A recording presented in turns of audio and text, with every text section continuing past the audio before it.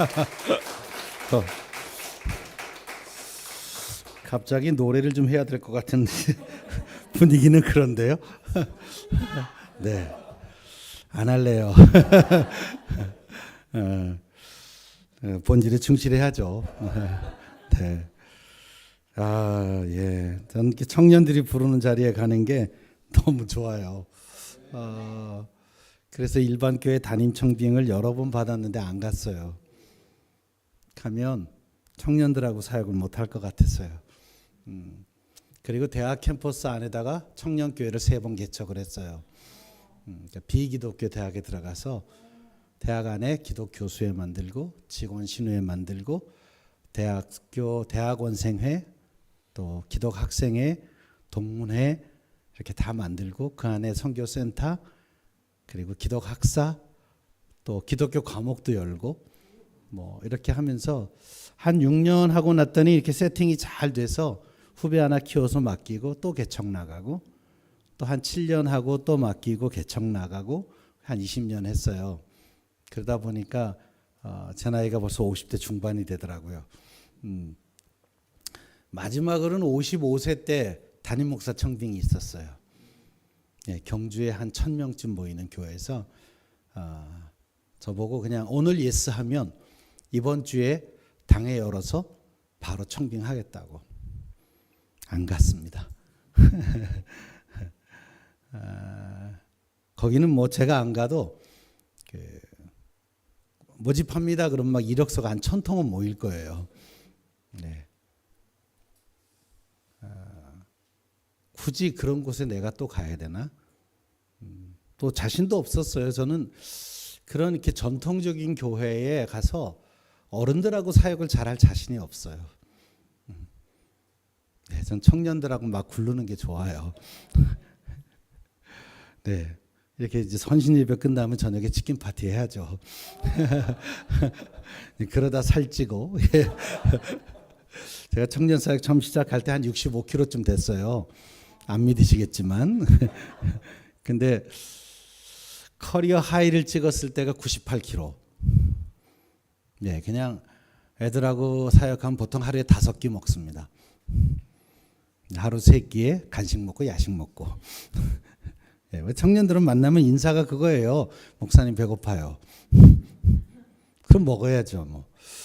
청소년 청년들한테 사줬던 밥값만 모았으면 서울 강남에 아파트 하나 샀을 것 같아요. 네, 무지하게 사먹였어요. 네, 청년 목회는 잘 안 됩니다. 청년 먹회가 잘 돼요. 네, 그래서 오늘도 보니까 교인 수에 비해서 청년들이 많은 교회네요. 네, 예, 제가 듣기로 교인들 주일날 한 50여 명 출석하는데 청년이 10명이면 대한민국 평균으로 보면 2배입니다. 네, 예, 결코 작은 교회가 아니에요. 더구나 여기가 그렇게 청년이 많이 있을 곳 같은 동네가 아니거든요. 예, 그렇잖아요. 예. 아는 사람만 오는 데잖아요, 여기요. 근데 청년이 10명 모였다. 제가 보기엔 거의 기적이에요. 그래서 그런 청년들 만난다 그래서 참 설레었어요. 또 요즘 청년의 삶이 쉽지 않거든요. 청년들 보면 막 우라통이 치밀어요, 막. 왜냐하면 애들은 최선을 다했거든요. 학교가 하라는 대로, 부모가 하라는 대로 최선을 다했는데 취업이 안 돼요. 그건 청년들 잘못이 아니에요. 부모들이 잘못한 거예요. 다 부모가 하라는 대로 따라 했잖아요. 학교가 하라는 대로 했잖아요. 근데 취업이 못한 건 다 왜 청년 책임입니까? 화가 나요. 왜냐하면 교육을 담당하는 학교나 부모들이 미래를 알고 아이들을 지도했어야 돼요. 앞으로 너희가 취업할 때가 되면 세상은 이런 세상이 될 건데 그래서 여기에 맞게 이렇게 준비해라. 이렇게 알려줬어야 돼요. 근데 다 자신들의 경험을 가지고 얘기했거든요. 그래서 이런 말이 있죠. 21세기 아이를 20세기 부모가 19세기 방식으로 가르쳤다. 그 피해를 요즘 청년들이 다 보고 있죠. 그래도 애들이 살아내잖아요. 얼마나 이쁜데요. 그래서 만나면 밥 사주셔야 됩니다. 네, 밥 사주세요. 오늘도 예배드리고 감동 있는 분이 청년 회장을 불러서 치킨 값을 좀 주십시오. 그렇게 많이 안 먹어요, 애들. 그저 10명이면 치킨 10마리면 충분해요. 원래 치킨은 이렇게 찢어 먹는 게 아니에요. 이렇게 1인 1닭으로 먹는 거지. 거기 은혜가 있죠, 뭐. 그죠? 또 감동받는 분이 한 분 더 계시면 이제 피자 10판. 아니, 이러면서 뭐 청년을 사랑한다, 뭐 이렇게 얘기를 해야지. 주머니는 하나도 안 열고 무슨 입으로만 사랑을 해요. 사랑하면 먹여야죠. 옛날에 저는 저희 아버님 고향이 충남 병천이었어요. 저는 서울에서 태어나서 서울에서 자랐는데 우리 아버님은 제가 처다드리고 하니까 고향을 좀 알았으면 했나 봐요. 방학만 되면 한 달 동안 시골에 가 있게 했어요. 시골에 큰 집이 있었거든요. 근데 시골에 가면 동네 분들이 다 저를 알아보세요. 제가 할아버지랑 완전히 판박이에요. 그러면 저희 할아버지 함자가 이제 윤자 범자 하셨는데 다 어르신이 지나가면서 아이고 윤배민의 손주인가 봐 그러세요. 그럼 전 무조건 인사를 해야 돼요. 이렇게 할아버지 이름을 대는데 뭐 어떡해요. 인사를 하면 꼭 이렇게 바지 그 고쟁이 저 안쪽에서 뭘 이렇게 꺼내가지고 하나씩 주세요. 따끈따끈한 걸로. 이렇게 알록달록 색동사탕 뭐 이런 거. 네. 어떤 분은 돈을 주세요. 근데 그 재미를 보고 나니까 방학만 되면 가고 싶어요. 그러니까 동네 사람은 열심히 인사를 하면 아주 인사성도 밝다고. 그리고 또 역시 여기서 막 꺼내서 이렇게 뭘 하나 주세요. 그게 사랑이죠, 뭐. 우리 교회 청소년, 어린이, 또 청년들 오면 어른들이 예뻐해 주세요. 예, 요즘에 교회가 무슨 재미가 있어서 와요. 세상에 재밌는 거 되게 많아요. 근데 그거 다 놓고 주일날 교회 왔다? 예, 그 자체로 이미 상 받을 만한 애들이에요. 그런 마음으로 하면 애들은 또 소문이 나요. 저는 애들을 뭐 인스타나 이런 거 이렇게 보면 막 속상한 건 애들이 교회 사진이 안 올라와요. 뭐 연예인 사진, 뭐 드라마 캡처한 거, 뭐 다 요새는 다 폭삭 속아수다예요, 그냥. 그냥 뭐 어른이고 애고 요즘은 뭐 짤이 다 그거예요, 그냥 막 그. 양관식이. 아니 나는 내가 좀 괜찮은 남편인 줄 알았어요. 근데 양관식이 보니까 아직도 멀었더라고. 난 우리 딸한테 내가 최고의 아빠인 줄 알았어. 아니더라고요. 그런 아빠가 없더라고요. 그러니 뭐 그 딸의 고백이 그렇잖아요. 내가 외주를 탈 때 우리 아버지는 나에게 그물을 치고 기다렸다. 작가는 정말 천재예요. 한 소년의 일생에는 한 소녀가 있었다. 그 소녀에게는 일생을 지켜준 한 소년이 있었다. 그 죽음의 장면을 이렇게 멋지게 설명을 할 수가요. 근데 좀 그런 어른들이 좀 돼주면 좋을 것 같아요. 그 아빠가 그 자기 딸이 이렇게 시험 보러 들어가면 야 하다가 안 되면 빠꾸 아빠가 항상 기다리고 있을게. 얼마나 그 딸은 든든했을까요? 보통 우리나라 아빠들은 그렇게 안 해요. 그까짓 것도 못하냐. 근데 그 아빠는 좀 다르더라고요. 근데 교회 어른들이 그랬으면 좋겠어요. 청년들 괜찮아 안 돼도 속상할 땐 와 내가 밥 한 그릇 할게 그냥 따뜻한 국밥 한 그릇 먹고 다시 힘내자 막 이렇게 그런 교회가 되면 참 좋겠어요. 아이들에게도 그렇게 비빌 언덕이 필요합니다. 많은 교회가 청년들을 부려먹으려고만 해요. 자꾸 뭐 봉사하라고 그러고. 여러분 청년들도 은혜 받으면 알아서 해요. 근데 은혜는 안 주고 자꾸 일만 부려먹어. 저도 청년 때 진짜 온갖 일 다 했거든요, 교회에서. 전 고등학교 2학년 때 주일학교 교사 시작했어요. 그때 많이 그랬어요. 청년부가 됐는데 전 재수생이었거든요. 근데 중고등부 성가대 지휘, 중고등부 총무교사, 재수생인 저한테. 근데 교회가 시키니까 무조건 아멘이죠 뭐. 했어요. 그래도 대학 갔다고요. 그리고 청년부 다니면서 일부 예배 성가대 지휘, 중고등부 성가대 지휘, 중고등부 총무교사, 그다음 11시 예배 성가대 대원, 저녁 예배 성가대 지휘, 청년부 총무 다 혼자 했습니다. 이거. 주일날 새벽 6시에 가방 이따만한 거 챙겨가지고 기타 메고 그리고 교회로 가는 거예요. 그리고 밤 10시에 퇴근합니다. 제가 퇴근하면서 집에 오면서 막 영광 할렐루야 막 이러고 온 게 아니라 울려고 내가 왔던가 웃으려고 내가 왔던가. 저 하루는 그런 기도도 해봤어요. 하나님 막노동하는 사람도 밥도 좀 주고 새참도 줍니다. 생각해 보니까 주일날 한 끼도 못 먹었어요. 이리 뛰고 저리 뛰고 학교 가는 게 훨씬 편했어요. 근데 교인들은 제 속도 모르고 저놈은 목사 돼야 된다고. 하는 집 보니까 목사 돼야 된다. 제가 하루는 안수 집사님이 그런 소리 하길래 집사님은 왜 신학교 안 가고 나보고 가라 그래요? 근데 결국 목사 됐어요. 근데 그때 그 생으로 굴렀던 그 모든 경험이 목사 돼서 다 써먹어지더라고요. 그리고 그렇게 수고하는 청년들의 마음을 알게 되더라고요.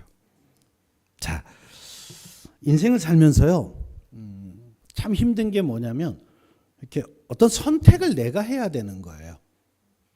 뭐 어렸을 때야 뭐 선택이라는 게 별로 그렇게 중요한 선택이 없었죠. 근데 나이가 들어가면서 내 인생에 너무 중요한 선택을 내가 해야 되는 거예요. 이 선택이 좀 잘 못 되면 결과도 내가 책임을 져야 되는 일이 점점 많아집니다. 그것이 그냥 잠깐 있다가 마는 게 아니라 과정을 넘어갈 때마다 있어요. 중고등학교 때는 대학을 갈 수 있을까? 뭐 수능, 대학 입시 이런 게 굉장히 어렵죠. 인생 최대의 위기죠. 근데 그것만 넘어가면 되는 줄 알았더니 대학을 갔는데 또 취업은 또 어떻게 해야 되나? 결혼은 또 누구랑 하지? 이것도 내 선택이잖아요. 근데 거기 따라 내 인생이 달라지는 거예요. 어떤 전공을 할 것인가? 어떤 배우자를 만날 것인가? 어떤 직장을 선택할 건가? 근데 그게 다 끝나면 또 쉬운 줄 알았더니 넘어가면 또 다른 고민이 저를 또 기다리고 있어요. 어떤 때는 이런 생각이 듭니다. 그냥 하나님이 다 지명해서 알려주면 좋겠다. 어느 회사에 가야 됩니까? 그러면 삼성이다. 그냥 원서만 내면 합격이다. 이러면 얼마나 좋겠어요. 어떤 사람하고 결혼하면 좋습니까? 네 뒤에 앉아서 예배하고 있다. 이럴 때 뒤돌아보는 거 아니에요? 근데 뒤돌아봤는데 박보검이 앉아있으면 할렐루야. 근데 아닐 수도 있잖아요. 뭐. 하나님은 우리 보고 선택하래요. 선악과를 먹을까 말까 니네가 결정하래요. 그러나 하나님의 뜻은 안 먹었으면 좋겠다. 차라리 그냥 없애버리면 먹을 기회가 없잖아요. 근데 만들어 놓고 우리 보고 선택하래요. 세상에 여자가 되게 많더라고요. 그 모든 여자 중에 하나만 고르려는데 어렵더라고요. 그래서 제가 청년 때는 모든 자매들을 놓고 기도하면 다 배우자감으로 다 좋아 보이더라고요. 그냥 자매들의 사정은 상관없이 제 마음엔 그래서 내가 결정하면 다 하는 줄 알았어요. 그러다 쓴맛도 보고, 네. 그래도 결혼했거든요. 전 29에 했습니다. 나름 성공했죠. 네. 6년을 연애하다가 29에 제 아내는 26에 결혼을 했어요. 뭐 이렇게 놀래요? 지금이 비정상이에요. 로메오와 줄리엣은 16살 때 그 짓 한 거예요. 이도령과 성춘향이도 16살 때였어요. 28 청춘. 그때는 다 10대 때 아기를 낳는 게 보통이었다고요. 저희 때도 20대의 자녀, 30대에 돈 벌고 40대의 명예, 이게 우리들한테 가르쳐준 어른들의 지혜였어요. 그리고 31살에 아빠가 됐죠. 지금 생각해 보니까 그렇게 빠른 거 아니에요. 네. 좀 더 일찍 할 거 그랬어. 손주를 보고 나니까 이 기쁨을 먼저 봤으면 더 좋았을 뻔했다. 근데 이런 선택이 어떤 거는 그냥 간단하게 해도 돼. 예를 들면 오늘 저녁에 김치찌개 먹을 건가 된장찌개 먹을 건가 고민입니까? 그냥 아무거나 먹고 아니면 내일 딴 거 먹으면 돼요. 그런데 그렇지 않은 선택이 있어요. 예를 들면 세상을 살아가면서 믿음으로 살 건가 아니면 세상의 방법으로 살 건가. 교회에 있을 때는 믿음으로 산다에 당연히 아멘인데 세상에 나가보면 그 믿음의 방식으로 살면 뭔가 손해볼 것 같은 일이 너무 많아요. 그리고 신앙이 없는 사람이 워낙 많으니까 내가 신앙적으로 나오면 다 이상한 괴물 쳐다보듯이 해요. 제가 군대 갔을 때 가자마자 2등병인데 짝대기 하나인데 부대에 있는 똥을 푸는 일이 있었어요. 지금은 군대도 다 이렇게 수세식 화장실인데 그땐 퍼세식이었거든요. 그럼 이제 똥차가 와요. 이렇게 호스로 빨아들이는. 근데 군인들이 막 이렇게 옷 같은 거 이렇게 빨래하기 싫으면 막 안에다 쳐넣어가지고 건더기가 너무 많아서 이게 안 되는 거예요. 그럼 누군가가 이만한 장화, 여기까지 올라오는 장화를 신고 들어가서 그 건더기를 다 건져야 돼요. 작대기로. 그럼 누가 들어가겠어요, 거기? 쫄병이 들어가는 거예요. 야, 쫄다고 너. 해보지도 않은데 그냥 그 서름 막 군대 끌려온 것도 억울해 죽겠는데 냄새가 그게 막 한 6개월 썩은 거라 그냥 여기까지 장화는 신었는데 한 이만큼 차죠. 거길 허우적거리고 들어가서 이만한 작대기로 이제 그거 이렇게 건지는 거예요. 그리고 보통 술 먹는 애들은 소주 한 2병 까고 들어가요. 근데 저는 술 안 먹잖아요. 맨정신에 들어가서 그걸 하고 나면 3일 동안 격리해요. 온몸에 똥냄새가 나가지고 그 목욕탕 옆방이 있어요. 거기다가 3일 동안 얘는 근무도 안 시키고 격리시키고 매일 뜨거운 물로 목욕하라고. 근데 6개월이 또 지났어요. 그래서 전 짝대기 2개가 됐어요. 그리고 제 밑에 하나짜리가 들어왔는데 또 똥 푸는 날이에요. 그럼 누가 들어가요? 짝대기 하나가 들어가야죠. 근데 제가 이미 경험해 보니까 그거 되게 서럽더라고요. 끌려오자마자. 근데 주님이 저한테 마음을 주시기를 네가 한 번 더 해라.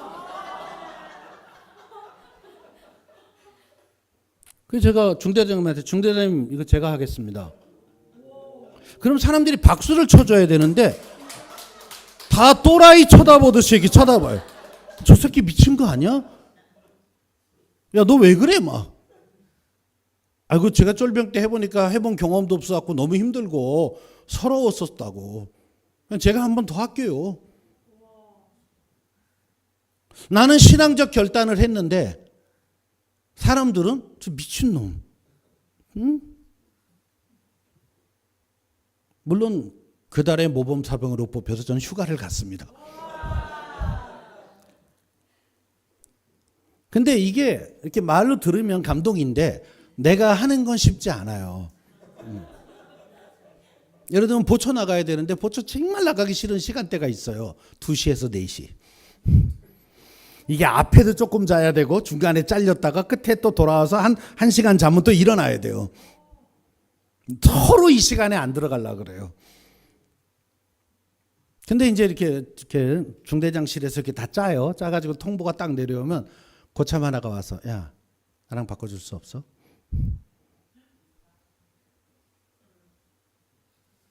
안 해도 되죠.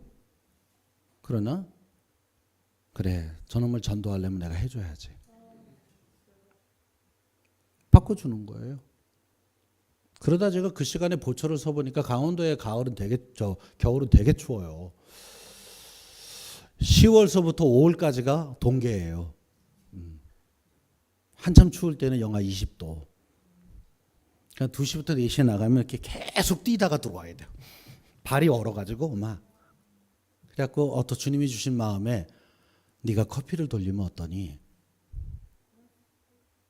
그래서 제가 매일 저녁 제 보초 나갈 거 나가고 제일 힘든 그 시간에 커피를 날랐습니다.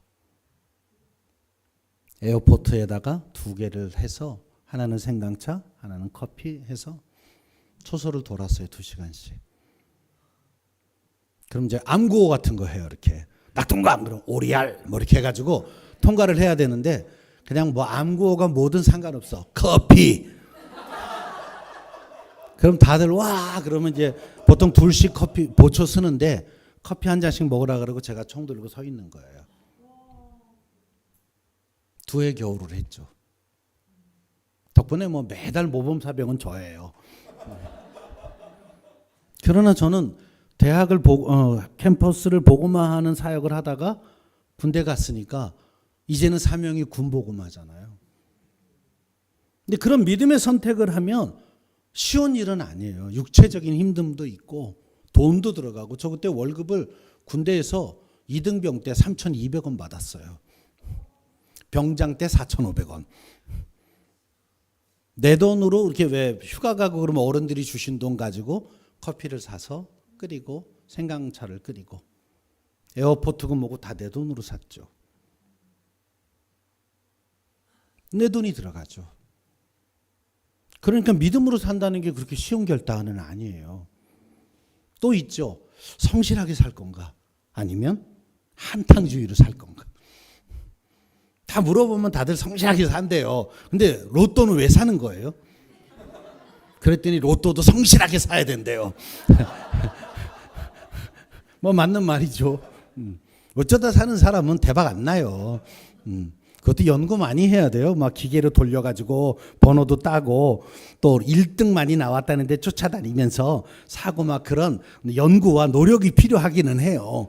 그러나 복권에 기대를 건다는 건 한탕주의죠. 한 방에 인생 바꾸려고요. 저는 사실 마트에 가서 뭐 명함 넣어라 뭐 이런 경품이 있잖아요. 하나도 안 합니다. 왜냐하면 될까봐 안 해요. 재수없죠. 될까봐 안 해요. 왜? 되면 내가 자꾸 그쪽에 마음이 쓰여요. 나름대로 경험이 있어요. 제가 예전에 이제 목사 된 지 얼마 안 돼가지고 가을에 신방을 가는데 낙엽이 막 떨어질 때였어요. 어느 아파트 단지 뒤에 이렇게 낙엽이 떨어지는 길을 걷는데 지나가는데 낙엽이 자꾸 머리를 치잖아. 이렇게 떨어지면서. 근데 뭐가 툭 쳤는데 낙엽 아닌 것 같은 느낌이 딱 드는. 돌아봤더니 $100짜리가. 그때가 IMF 기간이었어요. 환율이 2,000원 넘을 때. 그 사람은 참 민감하죠. 낙엽같이 떨어졌는데 툭 맞고 떨어진데 아닌 것 같아서 딱 돌아봤는데 $100. 그래서 아파트를 막 쳐다봤어요. 누가 흘렸나. 아무도 없어. 죽고 만져보니까 진짜 같기는 해. 그래서 신방 끝나고 은행에 들렸어요. 직원한테 이거 진짜인지 한번 봐달라고. 그랬더니 직원이 막 이렇게 비춰보고 뭐 이렇게 보더니 왜 진짜인데요? 오늘 바꾸면 얼마예요? 그랬더니 20만 원이 넘어요. 저 그날서부터 계속 하늘을 쳐다보기 시작했어요. 아니 여러분은 그런 경험 없으세요? 길 가다가 한 뭐 10,000원짜리 정도 주스면 어때요? 한동안 계속 땅바닥을 보게 됩니다. 저는 얼마 전에 고속도로 휴게소에서 화장실 갔다 나오는데 앞에 이렇게 어떤 부부가 걸어가는데 둘이 이렇게 지나가는데 돈이 툭 떨어지더라고요. 2만 원, 10,000원짜리 2장이. 그 순간 밟아?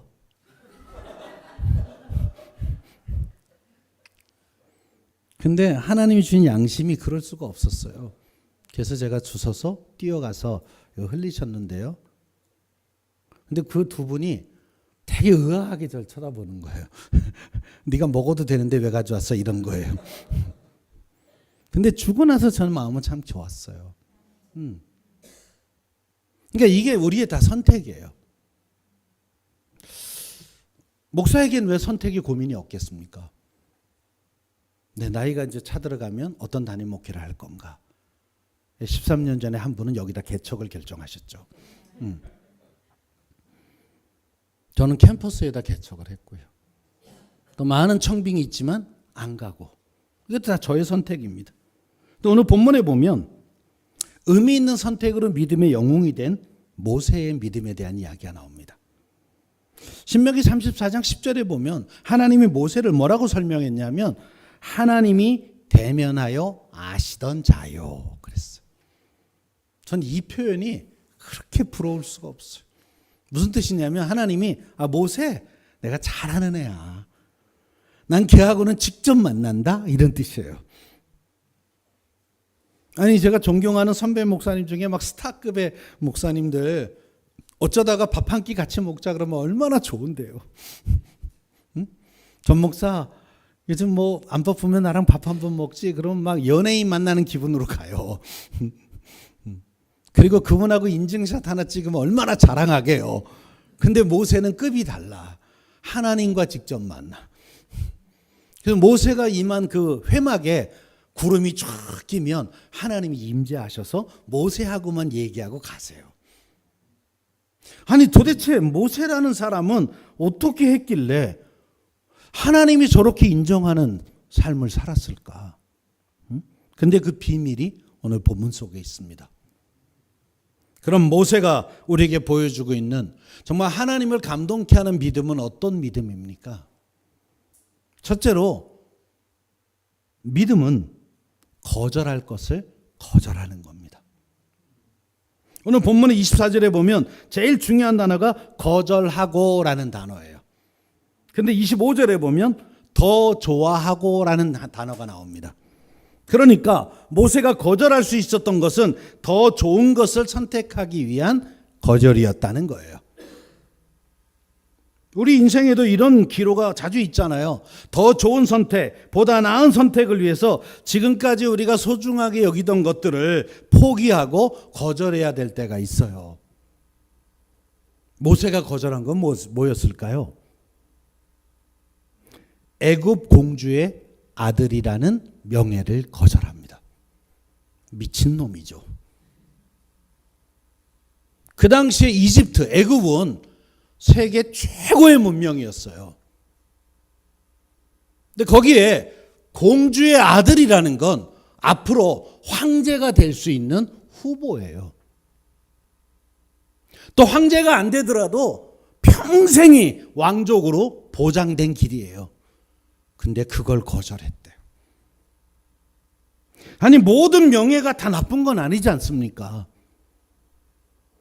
그러나 내가 집착하는 그 명예가 하나님을 사랑하고 섬기는 일에 방해가 될 때 성경은 그것을 우상이라고 말합니다. 때로 사랑하는 사람도 우상이 될 수 있어요. 우리 청년들 사역을 오래 하면서 많은 그냥 믿음이 좋았던 자매가 어느 날 형제 하나 잘못 만나면 신앙을 버려요. 그래서 청년의 믿음은 못 믿는다는 말이 있어요. 저도 그런 아픈 경험이 있죠. 제가 청년 사역 시작할 때쯤에 진짜 믿음이 좋은 우리 부회장이 있었어요. 그래서 교회가 서초동이었는데 얘는 과천에 살면서 새벽 기도를 하루도 안 빠져요. 그 집 엄마 아빠가 이 딸이 맨날 새벽에 그러고 나가니까 걱정이 돼서 엄마 아빠는 새벽 기도 안 나오는 신자였는데 딸 때문에 딸 태우고 맨날 오는. 금요 철야 오면 꼴딱 새벽까지 올 철야. 내가 제자 훈련반만 열면 항상 얘가 일기야. 뭐 수련회고 뭐고 가면 제일 열심히. 근데 그 아이가 어느 날 목사님 저 애인이 생겼어요 그러는 거예요. 얼마나 좋은 일이에요. 야 궁금하다. 네가 도대체 어떤 형제를 만나는지 엄청 궁금하다. 근데 얘가 얼굴이 시무룩해요. 너 왜 그러니? 교회를 안 다니는데. 근데 제가 괜찮았어요. 왜냐하면 얘가 워낙 열심히기 때문에 이 정도 아이면 안 믿는 애를 만나도 분명히 신자를 만들어서 그렇게 할 것 같아서 나는 걱정 안 한다. 네가 만났으면 뭐 네가 전도하고 아니면 데려와. 교회로 데려오기만 하면 내가 데리고 1:1 양육을 해서 세례를 주고 너에게 걸맞는 신앙인으로 키워줄게. 대답을 안 해요. 그리고 그 다음부터는 얘기를 안 하더라고요. 애인 얘기를. 그래서 그런가 보다 말았는데 그게 1월 달이었는데 4월 달에 청첩장을 찍어서 가져왔어요. 저 결혼합니다. 그때 화가 나더라고요. 뭐 하는 짓이냐 너. 아니 교회도 안 나오는 애라면서 그렇게 덜렁 결혼하면 어떡하냐고. 청첩장에 보니까 예배도 아니고 그냥 그 남자아이의 고등학교 은사님이라고 하는 분이 주례를 하고 일반 결혼식을 안양에 있는 예식장에서 한대요. 너무 실망했어. 그래도 마지막 희망을 붙잡고 그래도 우리 다 같이 축가 부르러 가자. 청년부를 총동원해가지고 뮤지컬처럼 특송을 했어요.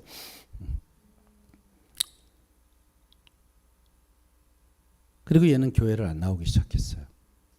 말로는 이렇게 말했어요. 그냥 안양에 있는 교회에서 다니면서 어떻게든 남편을 전도해 보겠다고. 믿었죠.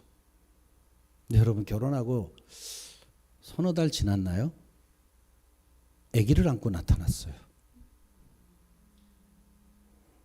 이미 1월 달에 임신이 된 거예요. 그 결혼을 서두른 거예요. 배가 나오기 전에 하려고. 아기를 안고 교회를 왔는데 저 그날 너무 속상하고 마음이 힘들어서 교회에다 사표를 냈습니다.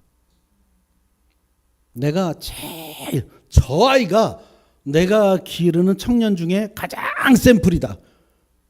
청년들 보고 야 쟤처럼 좀 해라 맨날 했던 아이예요. 그 아이가 비신앙적 결단을 하는데 더 이상 청년 사역을 할 수가 없더라고요. 담임 목사님 찾아가서 목사님 저 오늘 보러 사임하겠습니다. 왜냐면 화가 막 치밀어서 그랬을 거예요. 막. 우리 목사님이 저 그때 전도사였는데 전도사님 그런 일로 사임하면 나부터 해야죠. 목회는 용서하면서 하는 겁니다.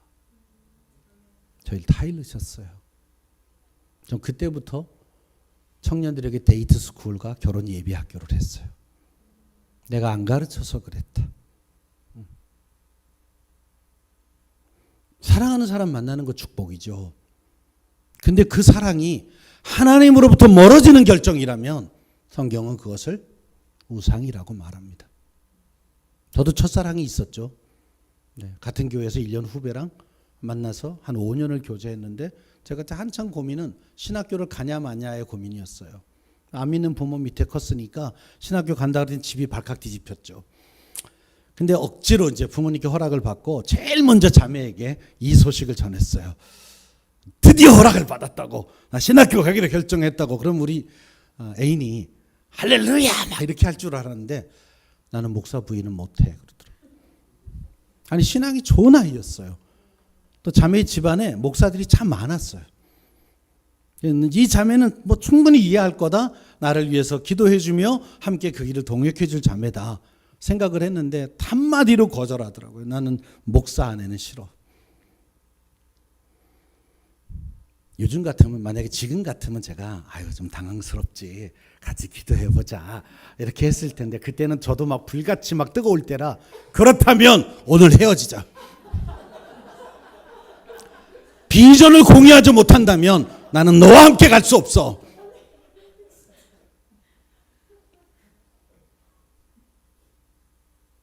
참 많이 울었네요. 그럼 자매가 돌이킬 줄 알았지. 네. 나중에 미안해서 자매 딴 남자랑 결혼할 때 저 가서 축가 불러줬습니다. 마지막은 젠틀하게 하자. 평생 내 비디오를 보게 만들어야 되겠단 말이에요. 네. 뭐 지금도 가끔 통화합니다. 잘 지내니? 말. 아유 오빠는 너무 홀리해서 통화하기도 힘들어. 말. 여러분, 예수님이 제자의 도를 얘기하면서 이렇게 말씀하셨어요. 물은 내게 오는 자가 자기 부모와 처자와 형제와 자매 및 자기 목숨까지 미워하지 아니하면 능히 나의 제자가 되지 못한다. 너무 매정하신가요? 사실 여러분, 인간으로 살면서 이 세상에서 부모, 처자, 형제, 자매, 그리고 자기 자신보다 더 소중한 애정의 대상이 어디 있겠어요? 그런데 한번 잘 생각해 보십시오. 그 존재들이 존귀하고 중요하다고 느낄수록 그 모든 사람을 만나게 한 사람은 누구예요? 하나님이세요. 그러니 그 누구보다도 그 모든 만남을 허락하신 하나님과 내가 친밀함을 놓치면 안 되죠. 제 아들, 딸이 어렸을 때 제가 퇴근하고 들어가면 아빠가 좋아가지고 막 아빠! 그리고 막 이렇게 문 앞으로 뛰어와서 서로 먼저 오려고 막 밀쳐가면서 와가지고 먼저 품에 안기려고. 그 얼마나 좋아요. 미안해가지고 갈 때마다 사과나 이렇게 사탕이나 과자 하나씩을 사가지고 갔어요. 그래갖고 애들이 아빠! 그리고 오면 짠! 이렇게 해갖고 하나씩 주면 아빠 최고! 막. 저녁마다 퇴근 시간에 이 재미가 있었어요. 근데 언젠가부터 애들이 제가 들어가면 아빠가 아니라 뭐 사왔어? 그날부터 안 사왔어요. 아니, 아빠보다 아빠가 사오는 과자나 사탕이 더 좋다면 사줄 필요 없죠. 근데 어느 날 보니까 하나님 앞에 내 모습이 그렇더라고요. 하나님이 아니라 그분이 내게 주시는 떡고물이, 그분이 내게 주신 선물이 더. 그렇다면 나는 하나님이 최고는 아니죠. 자기를 길러준 애국 공주가 모세에게 얼마나 소중한 존재였겠어요. 그분 아니었으면 갈대상자에 띄어서 나일강에서 굶어 죽거나 물에 빠져 죽을 인명이었는데 그분이 나를 만나서 양자 삼아줬기에 살았죠. 그리고 왕궁에서 40년 동안 왕자의 대우를 받으며 살았죠. 그러나 영적으로 말하면 그분을 만나게 하신 것도 하나님의 섭리요, 40년 동안 내가 왕궁에서 왕자로 살게 하신 것도 하나님의 은혜라고 생각했기에 하나님의 부르심 앞에 그 자리를 놓고 나오는 것이 모세의 결단입니다. 이처럼 애국 공주의 아들의 명예를 거절했기에 그는 이스라엘 백성의 출애굽을 위한 하나님의 도구로 쓰임받을 수가 있었습니다. 청년 여러분, 오늘 우리가 포기하고 버려야 될 우상은 뭘까요? 우리 마음을 하나님으로부터 멀어지게 만드는 내 안의 우상은 뭐가 있을까요?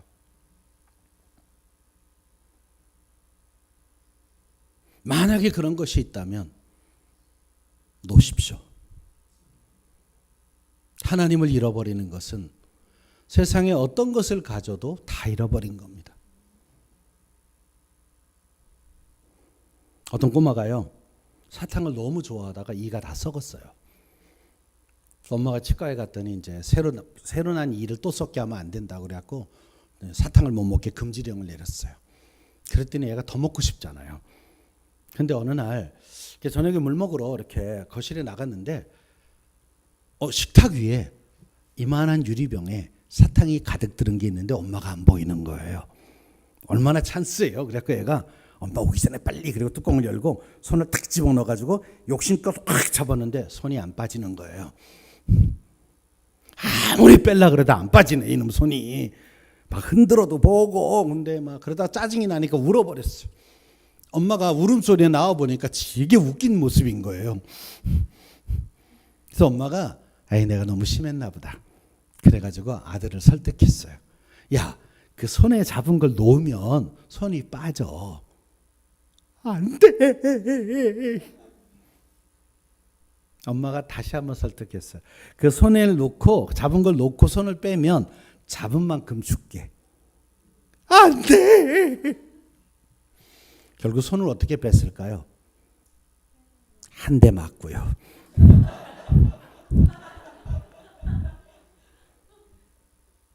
근데 혹시 우리가 그런 미련퉁이들 아닙니까? 하나님이 아니라고 할 때는 그걸 우리가 취했을 때 우리에게 저주가 되거든요. 그래서 노라고 하는 건데 그걸 붙잡자고 그 미련을 떨고 있지 않느냐고요.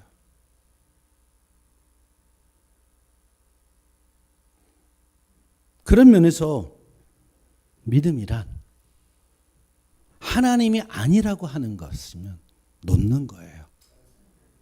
세상이 아무리 그걸 좋아해도, 사람들이 그걸 해야 성공이라고 말해도, 그것이 성경의 기준에서 하나님이 아니라 말씀하시면 놓을 줄 아는 게 그게 믿음입니다. 놓으면 다른 문이 열려요. 제가 이렇게 첫사랑하고 슬프게 헤어졌잖아요. 1년 뒤에 전 제 아내를 만났습니다. 만나고 보니까 이 사람하고 만나려고 그렇게 헤어지게 하셨구나. 첫 번째 사람이 나빴다는 뜻이 아니에요. 참 센스 있고 애교 있고 좋은 자매였는데 목사의 아내로는 준비가 안 돼 있었어요. 근데 1년 뒤에 만난 그 자매는 중학교 때부터 자기 엄마랑 사모의 길을 놓고 기도하며 준비했던 자매였어요. 대학 3학년 때 제가 CCC 이제 대표 순장을 할 때 1학년 신입생으로 들어왔는데 6개월을 지켜봤는데 딱 저 사람이에요. 그 자매랑 6년을 교제하다가 결혼을 했죠. 그때 알았어요. 왜 하나님이 그 아픈 이별을 그냥 허락하셨는지요. 그래서 그 자매 결혼한다 그럴 때 아주 편한 마음으로 가서 축가를 불러줄 수 있었어요. 하나님이 놓으라고 할 때, 내가 아픈데도 불구하고 그 경험을 하게 할 때 하나님은 다른 준비를 하십니다. 전 청년 때에 꼭 그런 경험을 해봤으면 좋겠어요. 하나님을 선택한 것이 내 인생의 복이라는 경험이요. 믿음의 두 번째 정의는 선택할 것을 선택하는 겁니다. 이게 1번하고 2번이 동전의 양면 같은 거예요. 그러니까 거절은 소극적 차원인데 선택은 적극적인 거잖아요. 우리가 거절하는 이유는 그냥 우리의 기분 때문에 하는 것이 아니라 성경의 기준 때문에 하는 거예요. 그러니 우리의 거절은 올바른 선택을 위한 거절이어야 합니다. 그러면 거절 그 자체의 의미가 있는 게 아니라 하나님의 말씀과 인도하심을 따라 보다 나은 선택을 하기 위해서 세상이 좋다고 말하는 그것을 놓는 거예요. 그럼 뭘 선택했습니까? 모세는 자기 백성과 함께 고난받기를 선택했대요. 자기 백성은 히브리 민족인데 그 당시에 노예였어요. 그 노예인 자기 백성과 함께 고난의 길을 가는 걸 선택했다는 거예요. 이런 바보가 있습니까? 왕자의 자리를 놓고 그건 포기하고 노예인 히브리인으로 돌아가서 그들과 함께 고난받기를 선택했대요. 근데 성경은 이 결정에 대해서 뭐라고 말하고 있냐면 이건 그리스도를 위한 수모라고 말해요. 하나님이 원하는 결정을 했다는 뜻이에요. 다시 말하면 모세가 하나님의 백성을 위해 살기로 한 것은 하나님을 위한 결단이었다는 거예요. 우리가 하나님을 위해 산다거나 그리스도를 위해 살겠다고 하는 건 결코 추상적 관념이 아닙니다. 하나님은 우리가 하나님이 사랑하시는 백성들을 위해 살아갈 때, 하나님이 원하는 그 방향으로 걸어갈 때, 그때 하나님은 우리가 바로 당신을 위해 사는 삶인 것을 인정하세요. 목사가 없는 비기독교 대학에 가는 거, 거긴 사택 없습니다. 월급 주는 사람도 없어요. 교회 목회하다가 그 길로 가니까 당장 살 집이 없더라고요. 다음 달 생활비가 없더라고요. 처음부터 빚을 졌죠. 그 당시로는 저한테는 거금이었어요. 1,500만 원. 있는 돈을 보태서 2천만 원에 지하 방을 얻어서 이사를 했어요. 다음 달 생활비가 없는데 제일 고민은 기름 보일러에 기름 게이지가 매일 떨어지는 거예요. 저게 떨어지면 다음 달 난방이 안 돼요. 먹는 건 어떻게 얻어먹을 수 있을 것 같았어요. 아침마다 일어나서 기름 보일러를 확인했어요. 그래갖고 모든 방에 불을 끄고 방 하나에만 불을 넣고 하나님을 위해 결단하면 금방 뭐가 될 줄 알았어요. 막 후원자가 막 생기고 막 그럴 줄 알았는데 아무도 안 생기더라고요. 하나님이 저한테 시험하셨어요. 그 길을 계속 갈 수 있겠니? 호기롭게 시작했지만 그 선택이 쉽진 않았습니다. 3주를 견뎠는데 하나님이 사인을 하기 시작하세요. 그래서 어느 군인교회에서 중동부 수련회 설교해달라고 연락이 왔어요. 생전 아는 사람이 없는 곳에서. 그래서 이틀 저녁 가서 중고등부 수련회 설교를 해줬더니 사례금으로 50만 원 주셨어요. 오자마자 기름을 채워 넣습니다. 그리고 남은 돈 가지고 각종 라면을 샀어요. 김치는 얻어놨겠다. 쌀도 있겠다. 라면만 있으면 굶기진 않겠다. 그리고 나서부터 하나님이 한 분 한 분 보내기 시작하세요. 제가 섬기던 교회 장로님이 오셔서 정말 학원 선교를 하실 거냐고 확인하시더니 다음날 매달 50만 원씩 헌금하시겠대요. 5년 동안은 저희가 책임지고 하겠습니다. 또 선배 목사님 하나가 갑자기 전화하셔서 요즘 주일날 뭐해? 그래서 저 사임하고 그냥 학원 선교하느냐고 주일날은 아무 일도 안 합니다. 그랬더니 그럼 우리 교회 좀 와. 그래서 왜요? 그랬더니 중등부 사역자 갑자기 온다 그래놓고 1월 첫 주에 안 왔대요. 그래서 사람을 찾고 있는데 우연히 당신 놀고 있다는 소리를 들었다고. 저 안 간다 그랬어요. 저 이제 중등부 안 할랍니다. 저 대학 캠퍼스 선교할 건데 청년 부문 갈게요. 그랬더니 아이고 선배 좀 도와주면 안 되냐고 그냥 한번 오라고 막 그래서 아유 그냥 가는 건 가는데 사역은 못 맡는다고. 그러면 이번 주에 어디 갈 데 없으면 일단 우리 교회 와서 중등부 한번 보기나 해. 보고 그래도 마음 안 생기면 내가 안 시킬게. 선배가 이렇게 얘기하면 어떻게 가야지. 가가지고 이제 목사님 방을 이렇게 두드렸어요. 이제 인사를 해야 되잖아요. 저 왔습니다. 그러고 일부 예배 다 끝나고 이렇게 빈 시간이라 이렇게 두드렸는데 목사님 들어오라고 그래서 딱 문을 열었는데 장로님들이 다 앉아 계시는 거예요. 아유 죄송합니다. 제가 당연히 몰랐습니다. 나가려고 그랬더니 아니야 우리 티타임이야. 들어와도 돼. 그리고 들어갔더니 장로님들한테 장로님들 오늘 부임하기로 한 목사입니다.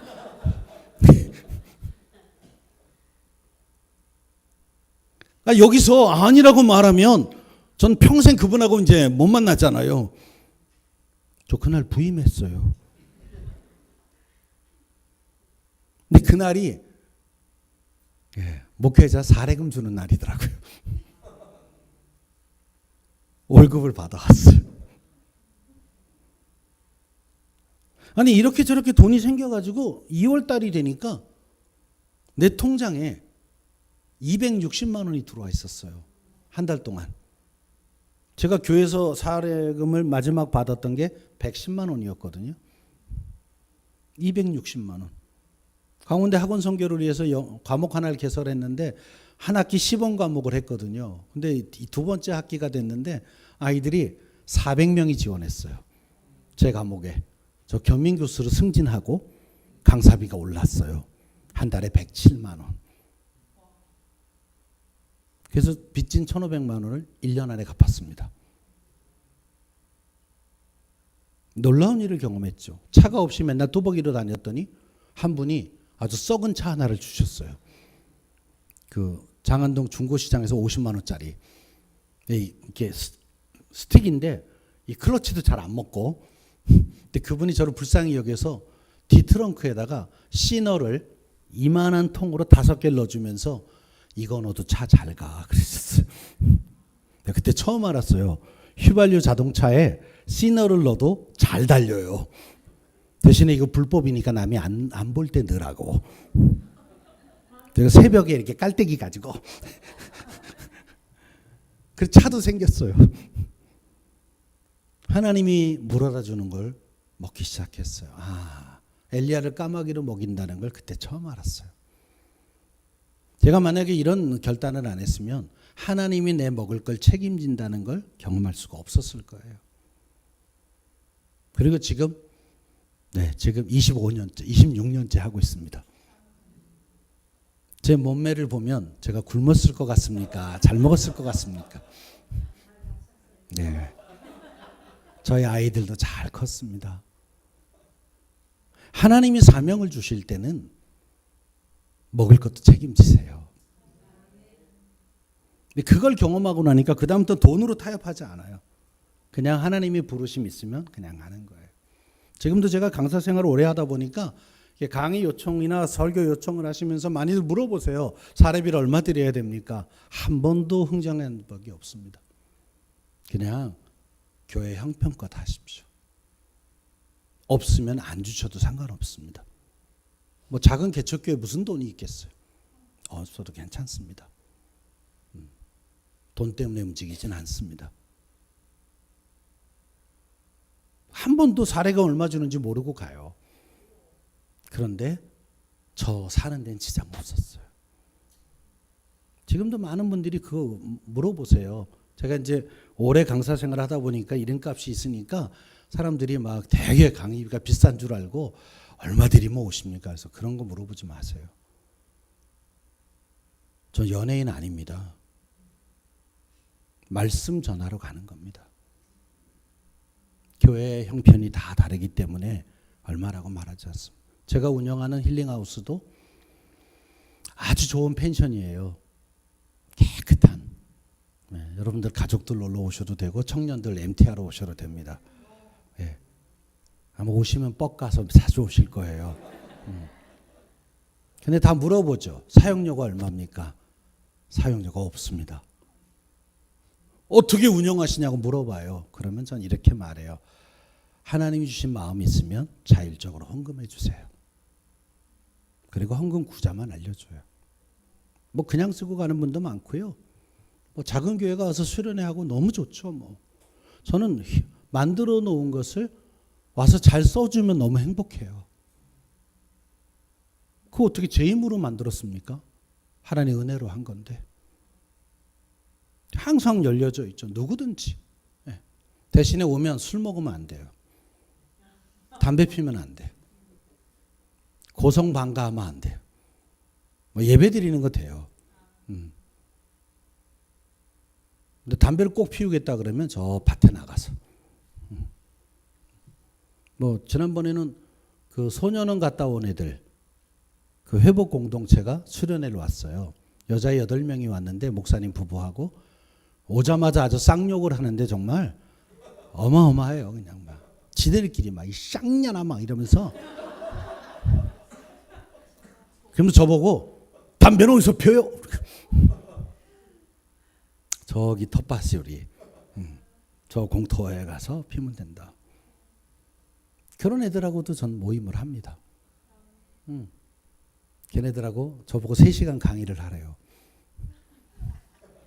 그래서 제가 아주 재미있는 보드게임 2개를 했어요. 그러나 상당히 교육적인 보드게임을. 마지막에 라이크 샤워를 하는데 애들이 다 울어요. 강의 안 했어요. 경험시켰어요. 자, 이렇게 해서 게임을 룰은 이건데 이렇게 해봐. 애들이 울어요. 왜 울어서? 한 번도 이렇게 칭찬받은 적이 없어요. 우리 집 벽난로에다 장작을 넣고 불을 피우고 그 앞에 쭉 둘러앉혀서 명상음악을 틀어주고 1시간 동안 불 쳐다보기. 다 울어요. 그리고 하나애가 이렇게 말했어요. 목사님, 저 이 과정 잘 마치고 취업할래요.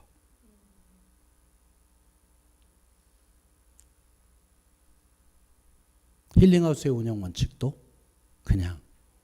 그냥이에요. 하나님 은혜로. 근데 지금 한 2년 가까이 운영하고 있지만 전기세, 가스비 정도는 항상 채워집니다. 여름엔 전기세가 한 70만 원씩 나와요. 한 달에. 네. 에어컨이 8대가 돌아가야 되기 때문에 전기 아웃될 때도 있고요. 네. 겨울에 뭐 가스비는 보통 한 40만 원? 네. 거기는 도시가스 안 들어와요. 네. LPG예요. 그러나 오면 뜨끈뜨끈하게 떼어줍니다. 더워서 막 애들 반팔 입고 다니게 만들어줘요. 왜? 하나님이 주신 건데 하나님 것으로. 이런 선택을 제가 안 해도 돼요. 그냥 펜션 운영하듯이 하룻밤에 얼마. 아무도 욕하지 않습니다. 왜? 세상에서 복층 펜션 하나 주말에 쓰면 보통 25만 원, 30만 원씩 받아요. 근데 그보다 조금만 싸게 이렇게 하면 다들 좋아하면 쓸 거예요. 평일날은 좀 더 싸게. 그럼 제가 돈도 벌 수 있죠. 그건 제 선택이에요. 근데 하나님이 주신 거니 하나님이 원하는 원리대로 하자. 특히 작은 교회들이 오면 그 없는 재정에 수련회 한번 하러 온 건데 이 사용료 때문에 못 오는 일은 없게 하자. 그리고 했어요. 많은 사람이 말렸어요. 그렇게 할 거 없다. 오히려 그게 부담스러울 수도 있어. 차라리 금액을 매겨. 막 오시는 분도 그렇게 물으세요. 차라리 얼마를 달라 그래라. 그러면 제가 달라는 대로 줄 수 있습니까? 그때부터 쫄아요. 그 선택을 제가 하는 거예요. 세상은 다 아니라고 하는데 주님이 원하시면 나는 그 길을 예스하고 가는 게 믿음입니다. 세상은 다 그렇게 가야 맞다고 하지만 그것이 성경적으로 아니면 나는 그 길을 포기하는 게 믿음이에요. 근데 우리가 이 길을 계속 가려면 어떤 게 필요할까요? 이런 원칙을 가지고 살다 보면 흔들릴 때도 있잖아요. 왜? 평생을 그렇게 살아야 하니까. 어떻게 우리 믿음의 선배들은 그 길을 끝까지 갔을까요? 오늘 본문에 보면 믿음은 바라볼 것을 바라보는 것이다 라고 설명합니다. 한 교회 역사가가 책을 쓰면서 거기 이렇게 썼어요. 지나간 역사 속에서 우리 믿음의 선배들이 고난의 삶을 용기 있게 선택한 데는 상급 신앙이 있었기 때문이다. 모세도 마찬가지였죠. 그리스도를 위해 받는 수모를 애굽의 모든 보화보다 더 큰 재물로 여겼으니 이는 상 주심을 바라봅니다.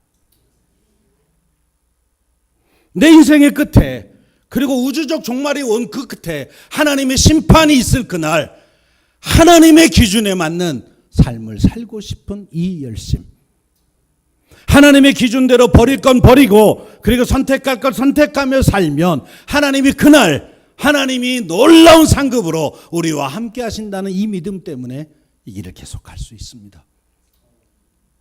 제가 이런 설교를 했더니 제 재밌는 아들 녀석이 아빠 말이야 가정인데 죽어봤더니 천국이 없어. 그럼 어떨 것 같아? 아빠는 그 믿음으로 이렇게 산대는데 죽었더니 막상 죽어봤더니 천국이 없다. 그러면 마음이 어떨 것 같아? 이렇게 묻더라고요. 자식이 아빠를 시험해 보는 거죠. 그래서 제가 1초도 망설임 없이 상관없어 그랬어요. 왜? 나는 이 땅에서 하나님의 기준으로 살면서 충분히 행복해. 천국에 상급이 있어서 더 좋지만 없다고 해도 후회가 없다. 그렇다고 가정해도 아빠는 이 길을 또 왔을 것이다. 왜? 세상에 어떤 기준으로 사는 것보다 나는 하나님의 말씀의 기준으로 살았던 지난 한 65년의 역사가 하나도 후회되지 않아요. 어떤 선택보다 행복한 길이었어요. 그리고 보람 있고 가치 있는 선택이었어요. 우리 청년들도 그랬으면 좋겠어요. 믿음으로 살았더니 훗날 내 인생엔 후회가 없더라.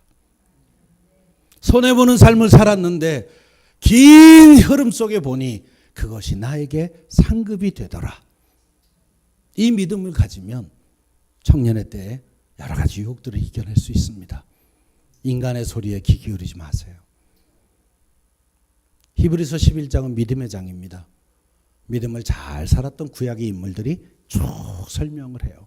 그리고 12장으로 넘어가면 주님은 우리에게 이렇게 권면하세요. 믿음의 주여 온전케 하시는 예수 그리스도를 바라보라. 선진들이 이뤄서 증거를 삼았느니라. 우리 혼자 결단하기 어려우면 이미 그렇게 살았던 믿음의 선배들을 보십시오. 그리고 그분들의 삶에 하나님이 어떤 축복을 주셨는지를 들어보십시오. 그렇다면 우리도 그 길을 갈 수 있습니다. 혹시 제가 부탁했던 영상 준비됐나요? 네, 한번 틀어주실래요? 이 영상을 보고 마무리하겠습니다.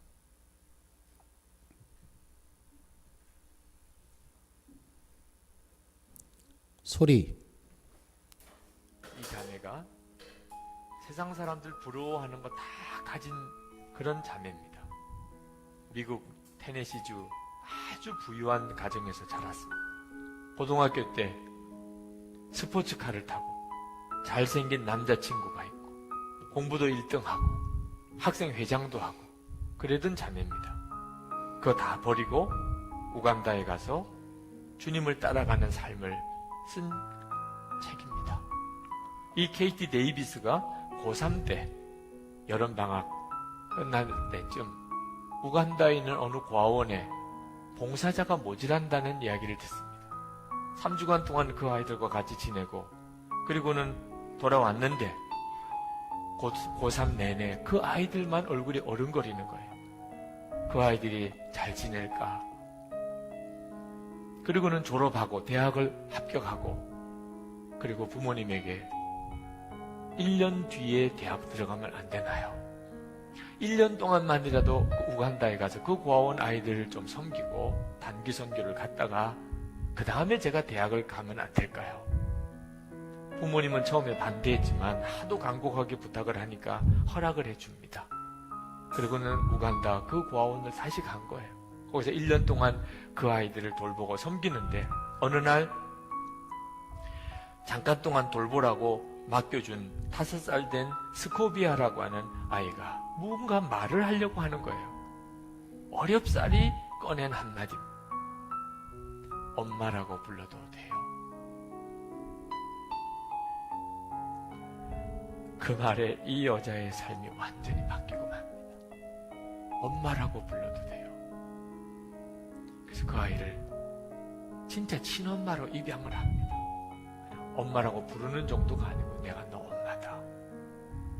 그렇게 하나의 입양을 한 것이 14명. 14명의 친엄마가 됐어요.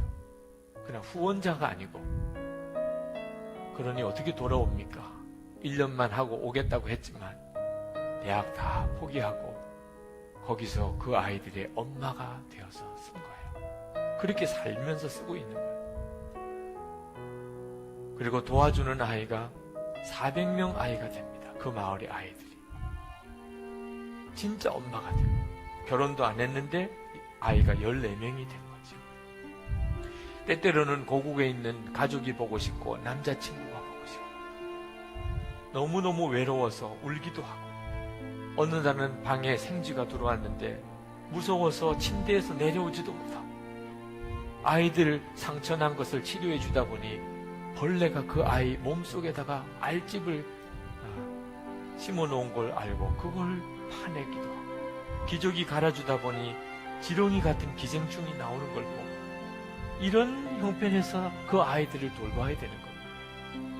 그러나 예수님의 눈에 눈물을 보고 난 다음 그 우간다 아이들을 향한 우리 주님의 눈에 눈물을 보고 난 다음에 이 여자를 말릴 수가 없어요. 누구도.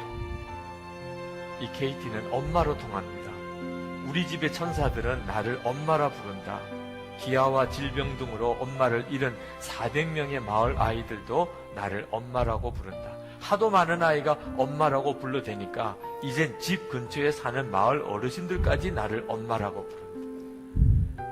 많은 아이의 엄마. 사람들은 그렇게 말한다. 나이 지긋한 어르신도 가게 점원도 주차요원도 나를 엄마라고 부른다. 선생님도 마을 병원 의사들도 나를 엄마라고 부른다. 차를 타고 지독히 울퉁불퉁한 흙길을 달릴 때도 엄마란 외침이 들려온다. 우리 아이 딸들은 학교에 갔다가 우르르 들어오면서 엄마라고 노래를 부르고 아침마다 내 귀에 대고 엄마라고 속삭인다.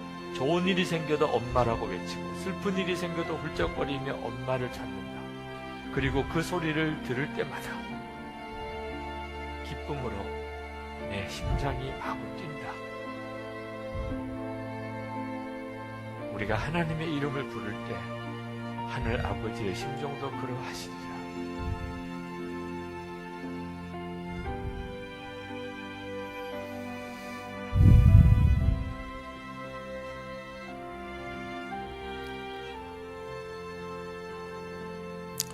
(2016년에) 제가 이 영상을 봤어요. 우연히 유튜브를 뒤지다가. 그리고 저 사람이 쓴 엄마라고 불러도 돼요라는 책을 사서 봤어요.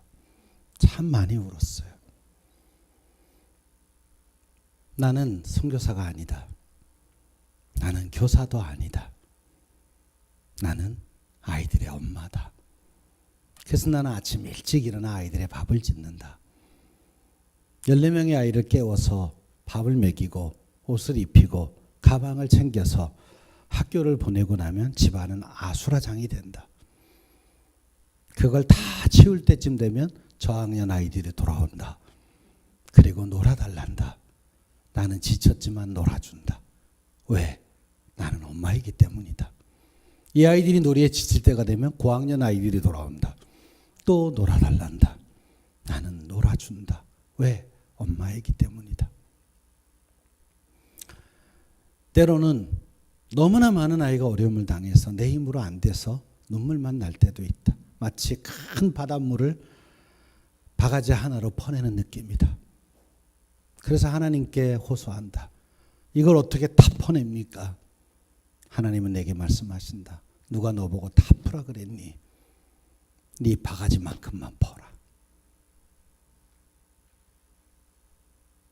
그때부터 저는 캠퍼스 선교사의 캐릭터를 바꿨어요. 그냥 캠퍼스의 아빠가 되기로 결정했어요. 그래서 그때 만난 아이들이 지금도 만나면 저를 아빠라고 부릅니다. 안 가도 되잖아요. 저 큰 저택이 자기 거예요. 왜? 외동딸이에요. 그런데 그는 그 선택을 합니다. 그 덕분에 400명의 아이가 학교를 다니고 공부할 책과 노트를 사고 그리고 밥을 먹습니다. 모금을 해요. 그렇게 반대하던 엄마 아빠가 후원자가 됩니다. 그 남자친구도 후원자가 돼요. 전 세계 사람이 후원을 하기 시작합니다. 우간다의 고아원이 아이들을 섬길 수 있게 돼요. 몇 년 전에 우간다에 와 있는 선교사님과 결혼했어요. KT는. 그래서 하얀 아기 둘을 낳습니다. 그래서 가족 사진에 보면 까만 아이 14세, 하얀 아이 2명이 사진을 찍습니다. 모두가 다 우간다에 갈 필요는 없습니다. 그러나 우리의 처해진 삶의 자리에서 하나님이 가장 기뻐할 만한 선택은 무엇일까? 하나님이 바라보시면서 눈물 흘리는 곳은 어디인가? 하나님의 손이 닿는 곳은 어디일까?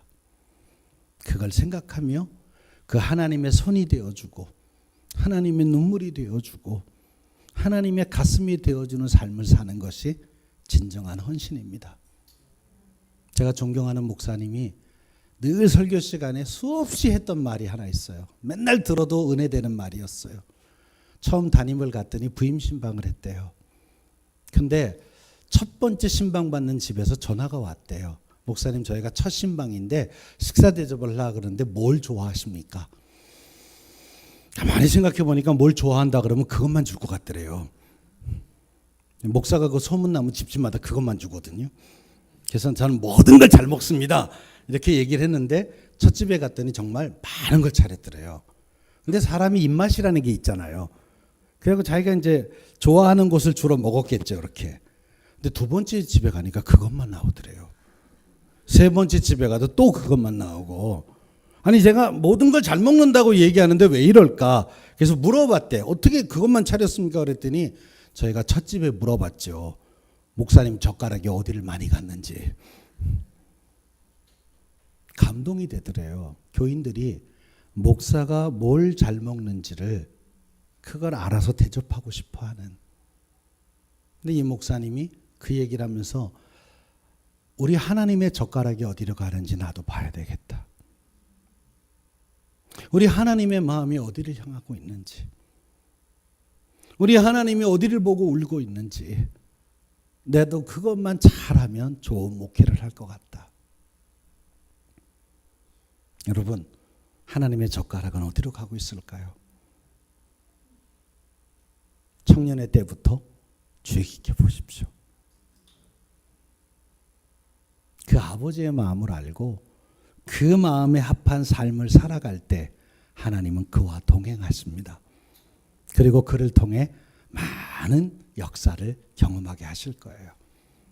청년들은 이제 다 큰 성인입니다. 여러분도 이제 하나님 앞에서 거절할 것은 거절하고 선택할 것은 선택하고 그런 믿음의 결단을 해나갈 때 우리의 살아가는 모든 삶의 걸음에 하나님의 열매가 있고 상급이 있는 그런 믿음의 삶을 살게 될 것입니다. 오늘 헌신 예배 드리는 우리 모든 청년들이 그런 주님의 말씀을 마음에 담고 매일매일 삶을 통해 하나님 앞에 기쁨을 드리는 그런 청년들 되기를 주의 이름으로 축복합니다. 기도하겠습니다. 하나님 아버지, 참 귀한 청년들을 이곳에서 만납니다. 하나님, 정말 화려하고 많은 것이 갖춰져 있고 또 위치도 좋고 많은 선택의 길이 있지만 하나님, 우리 교회를 선택하고 여기서 믿음의 뿌리를 내리고 있는 귀한 아이들 하나님 기뻐 받으시고 저들이 헌신하며 드리는 예배를 통해 아버지 주신 말씀 마음에 새겨주셔서 정말 모세의 이 믿음을 보고 하나님이 기뻐하시며 그를 통해 한 민족을 구원하신 것처럼 우리 청년들이 믿음 안에 하루하루 결단해가는 삶을 통해 한 가정을 구원하고 그리고 한 직장을 변화시키고 캠퍼스를 바꾸고 나라와 민족과 열방에 소망이 있는 하나님의 자녀로 쓰임받게 하여 주옵소서. 청년들의 재능을 마음껏 개발해 주시고 그걸 발휘하며 기뻐하며 달려가는 그 길에 여호와의 놀라운 길이 열리게 하시고 구원의 대로가 열리게 하셔서 청년들의 삶을 통해 하나님 영광 받아 주시옵소서. 청년들이 살아가는 길이 참 쉽지 않습니다. 믿음으로 결단하는 게 쉽지 않습니다. 주의 성령께서 날마다 동행하시며 저들이 기도할 때마다 응답하여 주시고 말씀을 볼 때마다 깨달음의 은혜를 주시고 또 함께 가는 길이 외롭지 않도록 좋은 배우자 만나는 복도 주시고 또 믿음의 좋은 공동체가 되어서 함께 기도하고 사랑으로 돌보는 아름다운 모임이 되게 축복하여 주시옵소서. 저들이 자라고 성장해서 정말 이 교회의 다음을 이어가는 믿음의 중심 세대가 되게 축복하여 주시옵소서. 감사하며 예수님 이름으로 기도하옵나이다. 아멘.